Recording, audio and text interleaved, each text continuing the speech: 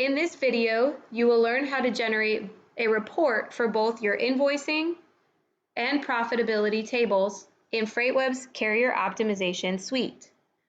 From the dashboard, click the hamburger menu in the top right corner and click Back Office. Here you will see both a Profitability and Invoicing tab. On the Profitability tab, you'll see your invoice shipments along with their revenue, cost, and profit. By clicking Download CSV, a CSV or an Excel-like template will be generated in the bottom left-hand corner and can be clicked. Like profitability, by clicking on invoicing, you're going to see all of your invoice shipments. You'll see its aging, payment terms, and the bill to party. You can also click the Download CSV button, and again in the bottom left, another CSV will populate, and you can manipulate those documents to your liking for all of your accounting needs.